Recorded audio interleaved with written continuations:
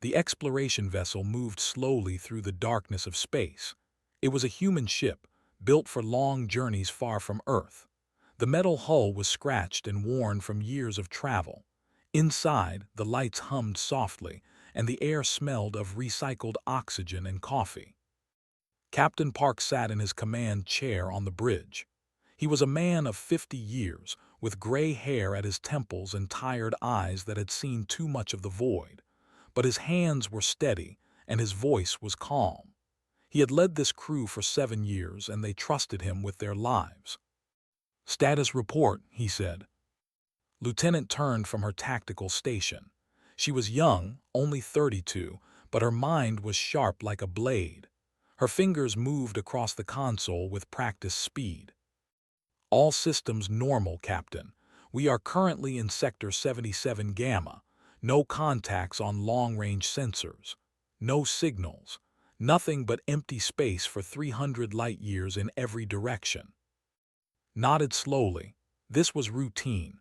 They had been mapping this sector for 6 months, and every day was the same: darkness, silence, the endless cold of the universe. Engineer Minyu walked onto the bridge carrying a tablet. He was a big man with strong arms and grease stains on his uniform. He had kept this old ship running long past its expected lifetime, and he knew every wire and bolt like they were his children. "Engine efficiency is at 87%, Captain," Minyu reported. "Not bad for a ship this old. I fixed the coolant leak in Section 4. Should hold for another few weeks." "Good work," said. At the navigation station, Han was studying star charts on her screen.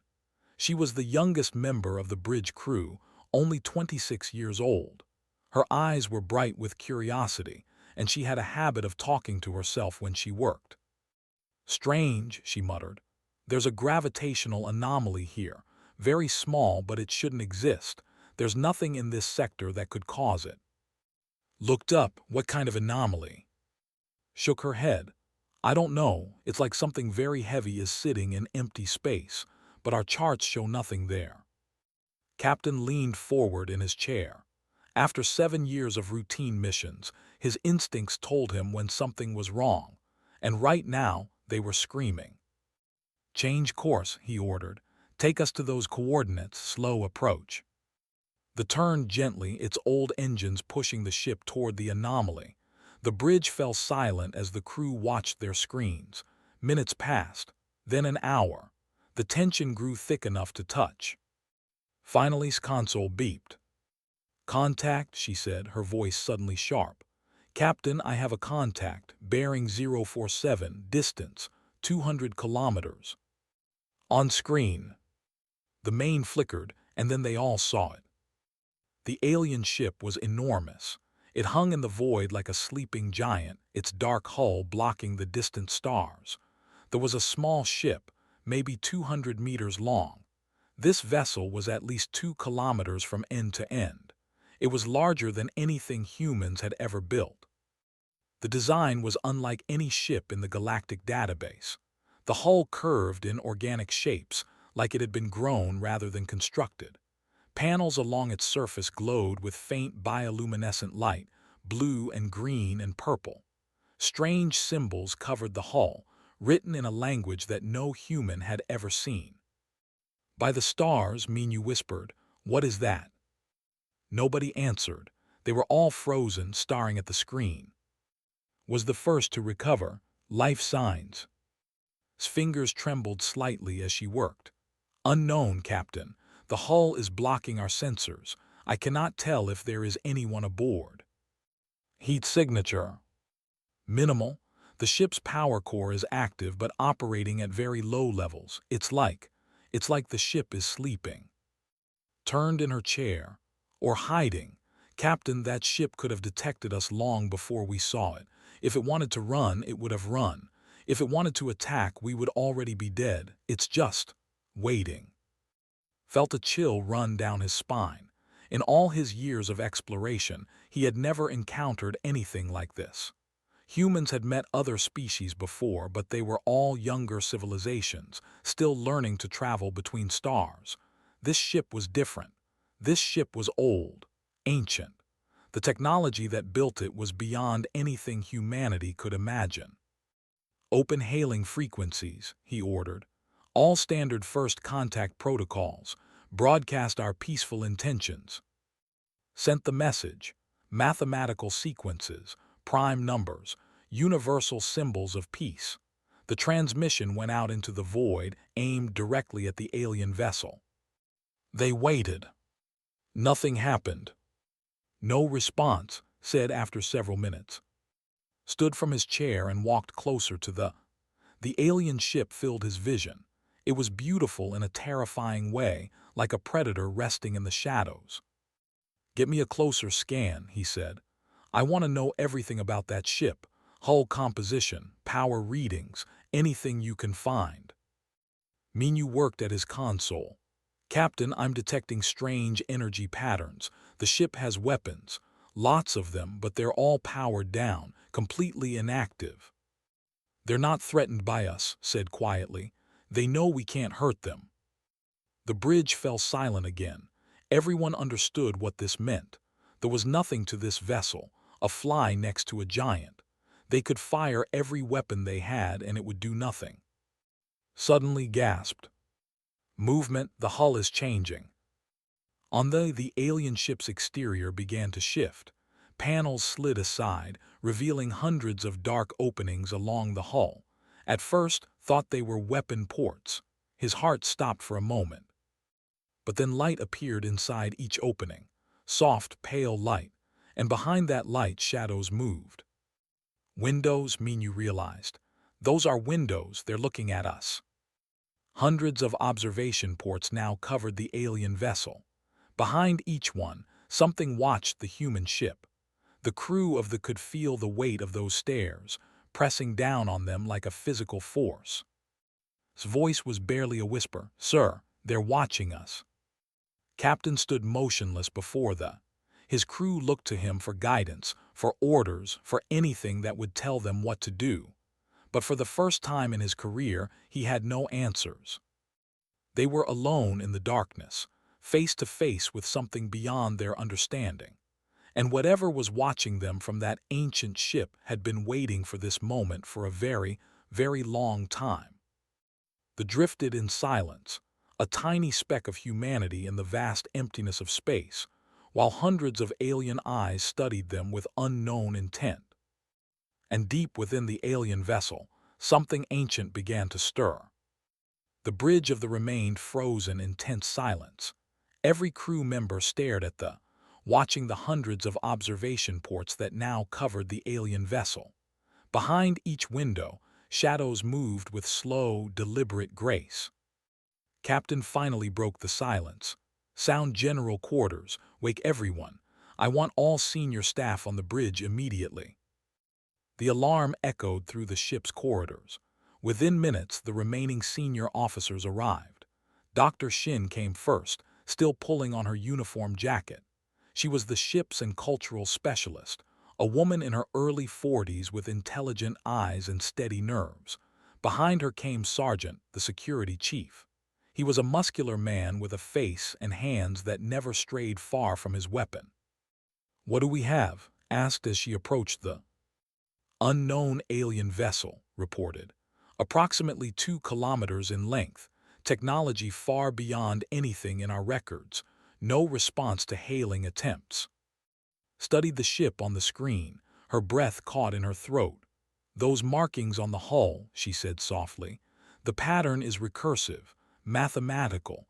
Whoever built this ship understands concepts we haven't even discovered yet." Sergeant crossed his arms. "Can it hurt us?" "It can destroy us," Minu answered honestly. "The weapons I detected could crack a planet in half. We're nothing to them." "Then we should leave," said firmly.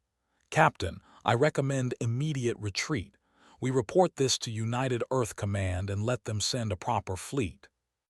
Shook his head slowly. "If we run now, we might never find them again. This could be humanity's only chance to make contact with a civilization this advanced." "Or our only chance to survive," countered. Doctor stepped forward. "The sergeant is right to be cautious, but consider this. That ship has been here for who knows how long. It detected us easily. If it wanted to destroy us, we would already be debris. The fact that we're still alive means something. It means they're curious, added from her station. They're studying us just like we study new species. The captain nodded. This matched his own thinking. The alien ship was powerful enough to swat them aside without effort, but instead of attacking, it had revealed its observation ports. It wanted them to know they were being watched. Doctor said, "I'm activating first contact protocol. You have command of all communication attempts." Took a deep breath and moved to the communication station. First contact protocol was something every trained for but rarely used. It was a set of procedures designed to establish communication with unknown intelligent species. Most people thought it was just a theoretical exercise. Now it was very real. "I'm going to start with mathematical sequences," she explained as she worked. "Math is universal. Any species advanced enough for space travel must understand basic mathematics. Prime numbers, geometric progressions, fundamental constants." She began the transmission. This communication array sent carefully structured signals toward the alien vessel, numbers arranged in patterns, shapes described mathematically, simple puzzles that any intelligent mind could solve. They waited. The alien ship remained silent. "Nothing," reported after 10 minutes. "Did not give up. Let me try visual communication." She pulled up images from the ship's cultural database, pictures of Earth, humans standing together, hands reaching out in friendship, universal symbols of peace and cooperation. The transmission went out. "Still nothing." "They're receiving our signals," Minyu said, checking his readings. "The energy patterns on their ship change slightly each time we transmit. They're definitely listening." "But not responding," growled.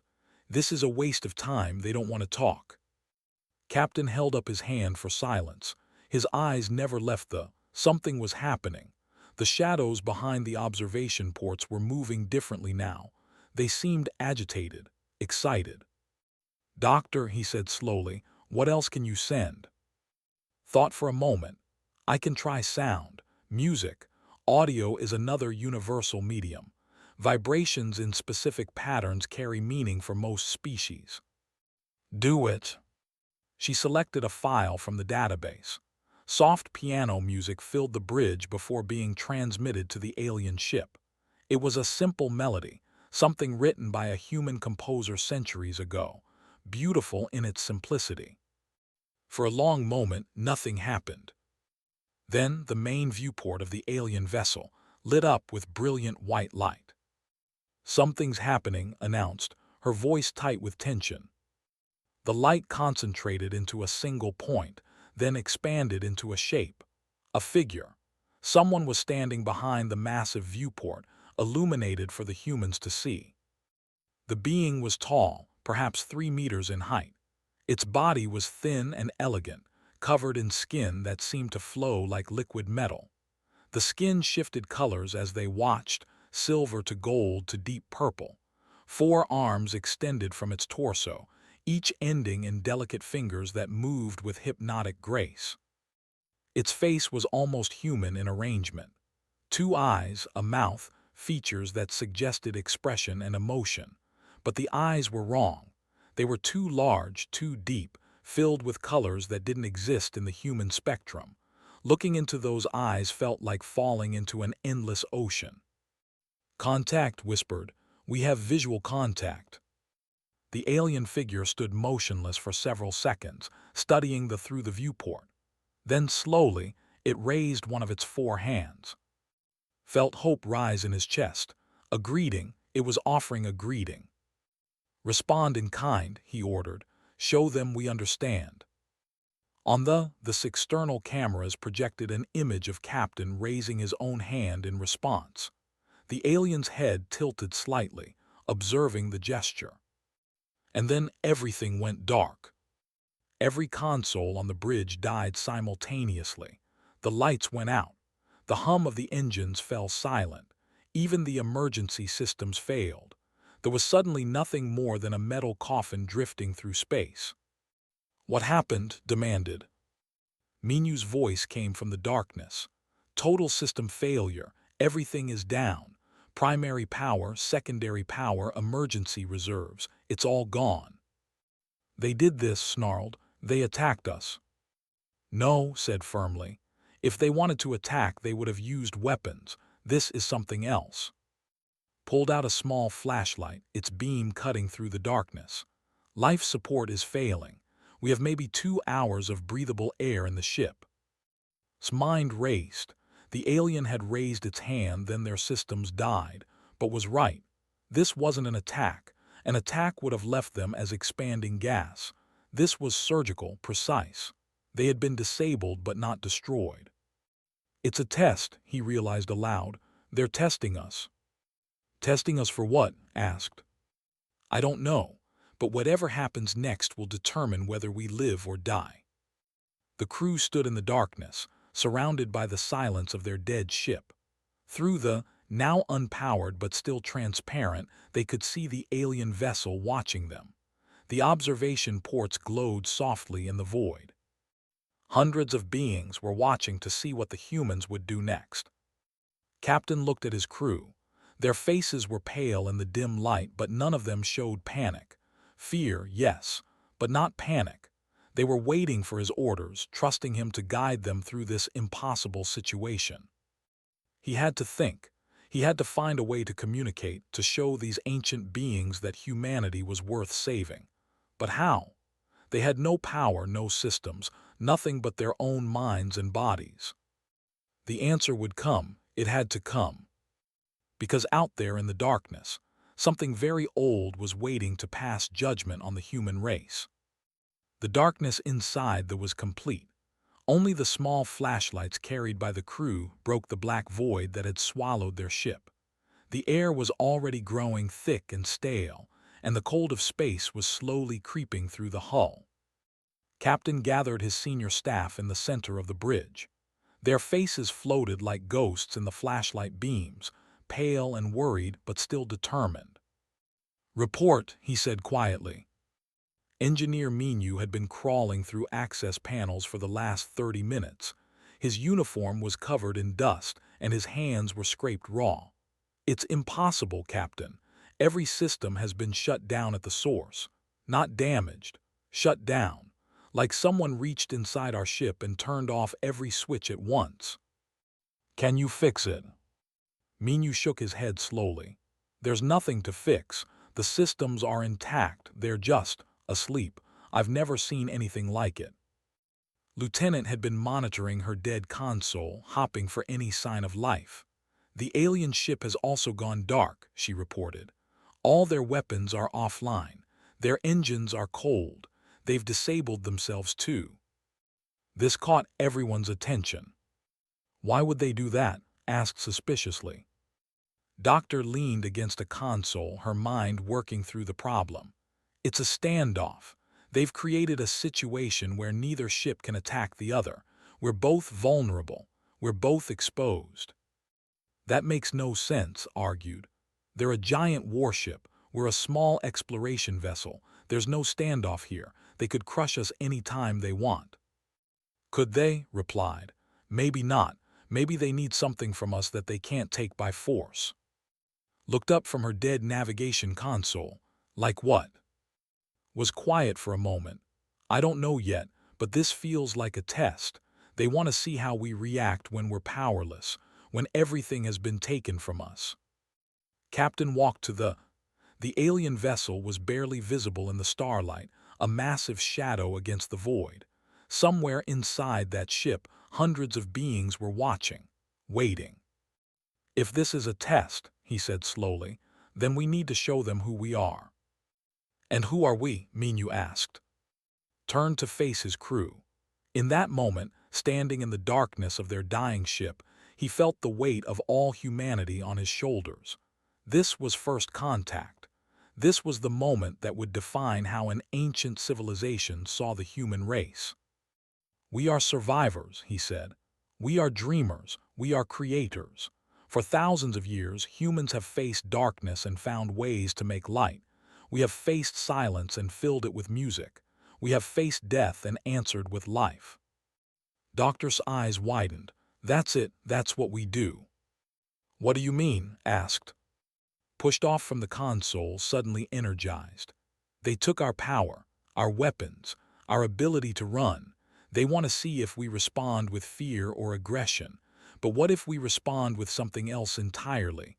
What if we respond with humanity itself? Frowned, I don't understand. Our cultural database, explained. It's stored on isolated memory chips. The data itself wasn't erased, just the power to access it. If you can create a small power source, even a tiny one, I can broadcast our culture directly to the alien ship. You rubbed his chin thoughtfully. The emergency flashlights run on chemical batteries. If I combine several of them, I might be able to power a low-frequency transmitter. It won't be strong, but if they're listening, they'll receive it. What would you send? Asked. Spread her hands. Everything, music, art, literature, our history, not just our victories, but our failures, our struggles, our pain, and most importantly, our hope. The captain considered this for a long moment. It was a risk. Showing an alien species all of humanity's weaknesses could be dangerous, but hiding those weaknesses would be dishonest. And somehow, he knew that dishonesty would be the wrong answer to this test. Do it, he ordered. Show them everything we are. The crew sprang into action. Minu gathered flashlights from across the ship, carefully extracting their batteries and wiring them together. Helped him construct a crude transmitter from spare parts. Located the memory chips containing the cultural database. Doctor prepared the transmission. She selected files carefully, arranging them in a sequence that told the story of humanity. She started with music. Simple songs from ancient times, when humans first discovered the power of rhythm and melody. Then more complex compositions, symphonies that captured the full range of human emotion, jazz that showed human creativity, folk songs that carried the weight of generations. Next came visual art, cave paintings from 30,000 years ago, Renaissance masterpieces showing the human form in all its beauty, modern art that challenged perception and meaning, images of Earth, the blue planet that gave birth to a dreaming species. Then came the history. Did not hide the dark parts. She included war, genocide, cruelty, all the terrible things humans had done to each other throughout the ages, but she also included the responses to that darkness. People who stood against tyranny, healers who mended wounds, teachers who spread knowledge, children who played in the ruins of destroyed cities, their laughter defying despair. Finally, she added stories, myths and legends from every culture, tales of heroes who fought impossible battles, stories of ordinary people who found courage they never knew they had, fiction that explored what it meant to be human, to suffer, to hope, to love. It's ready, she announced. This is us, all of us. The good and the bad, the beautiful and the ugly, everything that makes humanity what it is. Minu connected the last wire. A tiny light blinked on the crude transmitter. We have power, it's weak, but it's something. Looked at his crew. They were exhausted, frightened, and slowly running out of air. But in their eyes he saw something that made his heart swell with pride. They were not giving up. They were not surrendering to despair. They were fighting back in the only way they could. Send it, he said. Press the button. The transmitter hummed softly, pushing their cultural package out into the void.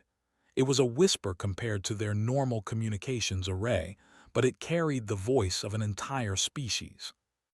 The transmission lasted for 2 hours. 2 hours of music, art, history, and stories. 2 hours of humanity's soul laid bare before an alien judge. When it ended, the ship fell silent. The crew waited in the darkness, their breath visible in the cold air. Life support had failed completely now. They had maybe 30 minutes of breathable atmosphere left. Was the first to notice the change. Captain, she whispered, look. Through the viewport, a single light had appeared on the alien vessel, then another, then dozens, hundreds.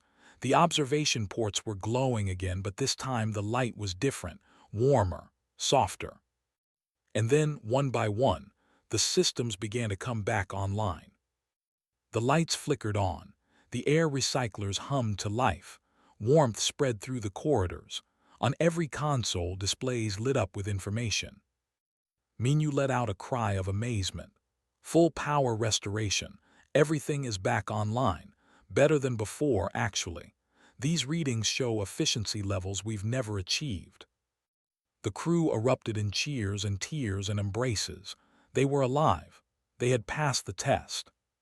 But Captain remained staring at the alien vessel, because he understood that this was not the end. It was only the beginning. And somewhere inside that ancient ship, beings who had watched countless civilizations rise and fall were seeing something they had never expected to find in the darkness of space. Hope. The bridge was alive with light and warmth. Crew members wept openly as they checked their systems, hardly believing they had survived. The air was fresh again, the engines hummed with renewed power, and every display showed green status lights. But Captain did not celebrate. He stood before watching the alien vessel.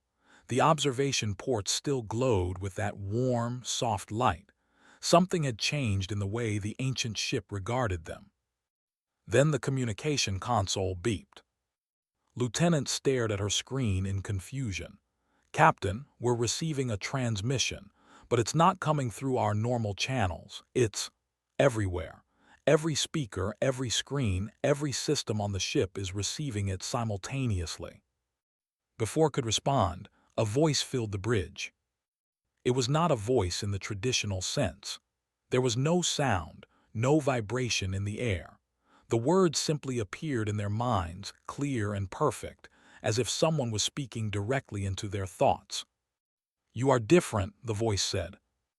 The crew froze. Doctor gripped the edge of her console, her eyes wide.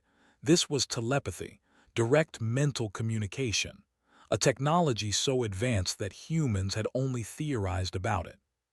Stepped forward, "Who are you?" I speak for the Pale Collective. We have watched your species for some time. We have watched many species. A figure became visible in the main viewport of the alien vessel. It was the same being they had seen before, tall and elegant, with 4 arms and skin that rippled like liquid metal. But now its posture was different.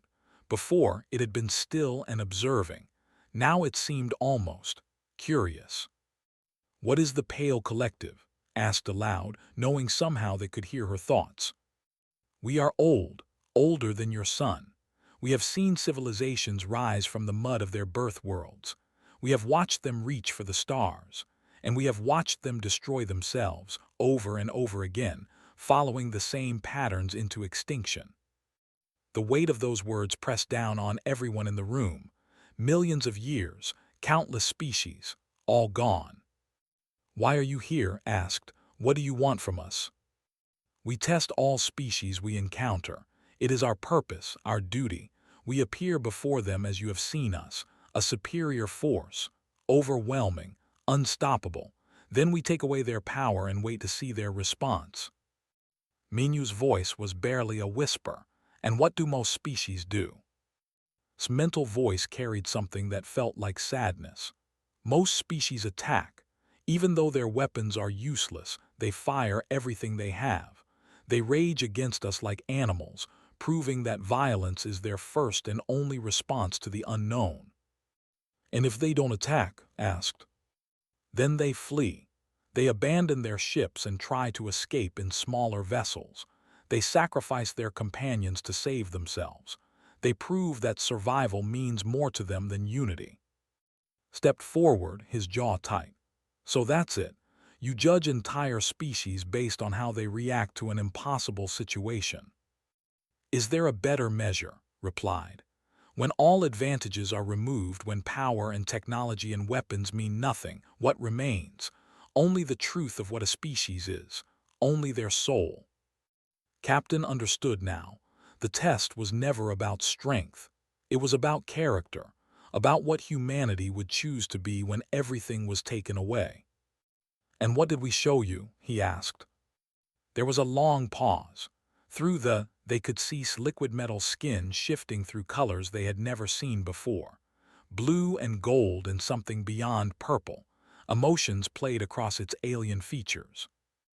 "You showed us something we have not seen in 3 million years," said finally. "When we disabled your ship, you did not attack. You did not flee. You did not beg for mercy or offer submission. Instead, you sang." The words hung in the air like something holy. "You shared your music, your art, your stories. We took everything from you and you responded by showing us who you are. Not warriors, not cowards, not slaves.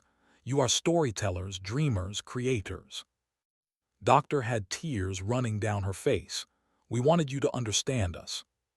We understand now. For the first time in millions of years, we understand that the universe still has the capacity to surprise us." His figure moved closer to the viewport. Those impossible eyes seemed to look directly at each crew member in turn. "We expected you to fear us. Instead, you shared your failures with us, your wars, your cruelties. You did not hide your darkness, but alongside that darkness, you showed us something else. You showed us people who stood against the darkness, healers, teachers, children who laughed in the ruins of cities. Your species knows pain better than most we have encountered, but you do not let pain define you." "What happens now?" asked. "Do we pass your test?" Another pause. When spoke again, there was something new in its voice, wonder perhaps, or hope. "There is no passing or failing. We simply wanted to know if you were worth preserving, if your species had something to offer the universe beyond consumption and destruction." "And do we?" "Captain Park, in 3 million years we have tested 4,017 species. 3,009 responded with violence. 862 responded with flight. 139 offered surrender. 5 attempted negotiation. 2 tried to deceive us." The crew barely breathed as they waited for the next words. "You are the first. In all our existence, you are the first species to respond to our test with art, with culture, with humanity." Minu let out a sound that was half laugh, half sob, covered her mouth with her hands, was openly crying. But Captain remained focused. "What does that mean for us, for humanity?" "It means we must learn more. We have studied countless species from a distance. We have tested them and recorded their responses, but we have never wanted to know a species until now. Your music touched something within us that we thought had died long ago. Your stories reminded us of things we had forgotten. Your hope, your stubborn, irrational, beautiful hope, has made us curious in a way we have not been curious since the universe was young." Raised all 4 of its arms in a gesture that somehow communicated both respect and invitation. "We wish to learn what it means to be human. We wish to understand how a species so young, so fragile, so full of flaws can create such beauty. We wish to know why you hope when there is no logical reason for hope." Doctor stepped forward. "And what will you give us in return?" "Everything. Our knowledge, our technology, our history, the collective wisdom of 3 million years and 4,000 species. We will open the universe to you, Captain. We will show you wonders that your minds cannot yet imagine. All we ask in return is that you teach us." "Teach you what?" His alien face shifted into something that might have been a smile. "Teach us to hope again." The bridge was silent. Every person there understood the weight of this moment. Humanity was being offered something beyond price: knowledge, power, access to the secrets of an ancient civilization. And all they had to do was be human. Captain looked at his crew. They were ordinary people, engineers and navigators and scientists. They had not been chosen for this mission. They had not prepared for this moment. They were just humans far from home, doing their best in an infinite universe. But maybe that was enough. Maybe that had always been enough. He turned back to and Met's ancient gaze. "We accept." 6 months had passed since the day the met the Pale Collective. 6 months that had changed everything. 6 months that had rewritten the future of the human race. The no longer looked like the worn exploration vessel that had drifted into Sector 77 Gamma. The Pale Collective had transformed it. The hull now gleamed with bioluminescent panels that shifted colors like living skin. The engines, once barely functional, could now cross entire galaxies in days. The interior had been expanded, improved, made beautiful in ways that humans had never imagined possible. But some things remained the same. Captain Park still sat in his command chair on the bridge. His hair was a little grayer now, his eyes carrying the weight of knowledge that few humans had ever possessed. But his voice was still calm, his hand still steady. "Status report," he said, just as he had said 1,000 times before. Lieutenant turned from her upgraded tactical station. The screens before her displayed information in both human text and the flowing symbols of the Pale Collective. "All systems optimal, Captain. We are approaching the Galactic Center. The Collective's gate network will take us the rest of the way." "Time to arrival." 3 hours. Nodded. The Galactic Center, the heart of the Milky Way, a place no human had ever seen, guarded by massive black holes and impossible radiation. But the Pale Collective had technology that made such barriers meaningless. They were going to attend the gathering of civilizations, the first humans ever to do so. At the back of the bridge, stood motionless by the observation window. The alien had chosen to remain with thee as a cultural liaison. In 6 months, had learned more about humanity than the Collective had learned about any other species in millions of years. And the humans had learned from as well. Doctor approached the alien ambassador. She had changed too. The knowledge the Collective had shared had transformed her understanding of language, culture, and communication. But she was still the same curious, passionate woman who had sent humanity's story into the void. "Are you nervous?" she asked. The alien's liquid metal skin rippled with amusement. "Nervous? I am ancient beyond your comprehension. I have witnessed the birth and death of stars. Why would I be nervous?" "Because you're about to introduce humanity to the galaxy, and you don't know how the other civilizations will react." Was silent for a moment. When it spoke again, there was something soft in its mental voice. "You are correct, I am uncertain. The gathering includes representatives from 12 active civilizations. Some are old like us, some are younger, but none have ever encountered a species quite like yours." "Is that a good thing or a bad thing?" "I do not know. That is what makes it interesting." Engineer Minu walked across the bridge, carrying a tablet filled with technical data. In 6 months, he had absorbed more engineering knowledge than he could have learned in 100 lifetimes. The Collective's technology was beyond anything humans had imagined, but Minu had proven remarkably adaptable. He had even improved some of their systems, combining human creativity with collective precision. "The gate is active," he reported. "The Collective is ready to receive us." Captain stood from his chair. "Then let's not keep them waiting." They approached the gate. It was a massive ring of energy floating in space like a doorway to another dimension. Through it, they could see stars that no human had ever witnessed. The light was different there, older, more complex.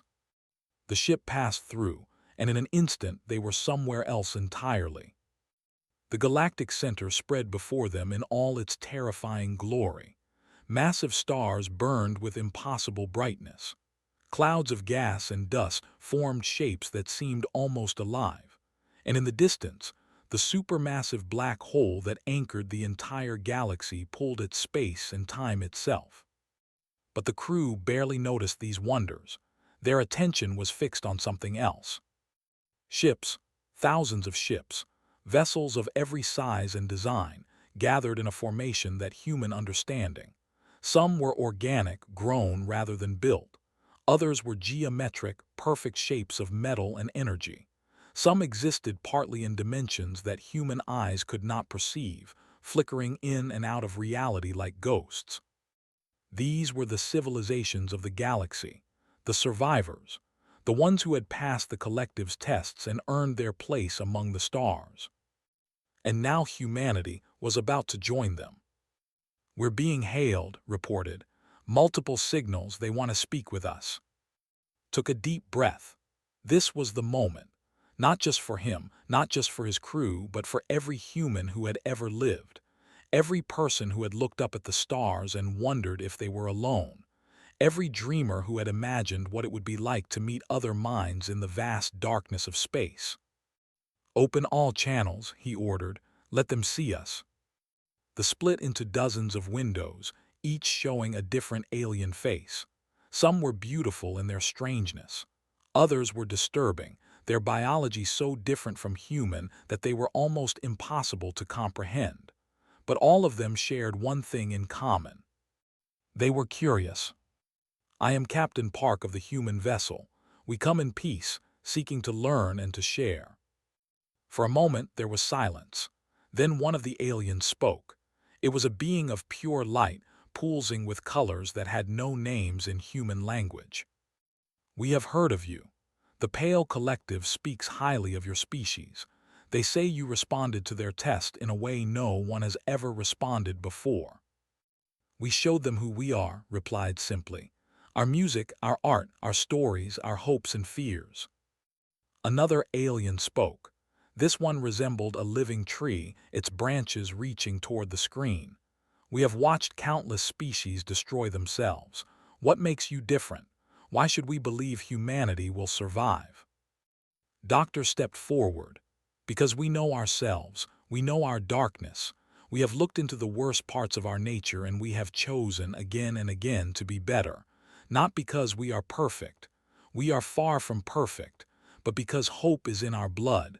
It is what makes us human." The tree being was silent for a long moment.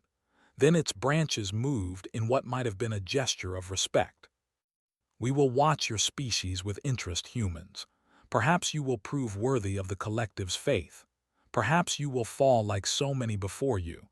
But either way, you have earned your place at this gathering." Moved to stand beside Captain. "I have traveled with these humans for 6 of their months. I have studied them, learned from them, and I have come to believe something that I never expected to believe again." "What is that?" the light being asked. "I believe the universe still has the capacity for wonder. I believe that in the darkness between the stars, there is still room for hope. These humans taught me that, not with technology or power or conquest, but with songs and stories and the stubborn refusal to surrender to despair." The captain looked at his crew, brilliant and sharp, Minu practical and resourceful, young and curious, protective and loyal, wise and compassionate. They were ordinary people who had done extraordinary things not because they were special but because they were human. "We don't have the power of the collective," said to the gathered civilizations. "We don't have your technology or your knowledge or your ancient wisdom. All we have is ourselves, our stories, our dreams, our hope. But if that's enough for you, then we would be honored to stand among you." The alien representatives looked at each other. Some communicated in ways that humans could not perceive. Others simply watched with their strange and ancient eyes. Finally, the light being spoke again. "Welcome to the galactic community, humanity. May your stories enrich us all." The crew of the erupted in quiet celebration. Tears were shed. Hands were clasped. For this single, perfect moment, they were not just explorers or scientists or soldiers. They were ambassadors for their entire species. They had carried the hopes of billions across the stars, and they had not failed. Captain returned to his command chair. He could see the gathered fleets of a dozen civilizations, each one a miracle of survival in a hostile universe. And somewhere in that fleet, a tiny human ship carried the soul of humanity into the future. Approached him one final time. "Captain, I have a question." "Yes." "In all your stories, your songs, your art, There is a theme that repeats again and again. Even in the darkest moments, humans believe that things will get better, that tomorrow will be brighter than today. Why? What makes you so certain? Smiled. It was the same smile that had crossed human faces for 100,000 years. The smile of hope. We're not certain. That's the point. Hope isn't about certainty. It's about choosing to believe in something better even when there's no proof it exists, especially when there's no proof. Because the act of hopping, the act of reaching for something beyond what we are, that's what makes us human. And that's what has kept us alive through every darkness for all of history. Considered this for a long moment. Then its liquid metal features shifted into something that looked almost like a human smile. Perhaps, the ancient being said, that is what the universe needs most. Not power, not knowledge, not technology, just the simple, stubborn belief that tomorrow can be better than today. They sailed on through the heart of the galaxy, a tiny spark of humanity among the ancient lights of 1,000 civilizations. And the universe, for the first time in a very long time, felt a little less cold.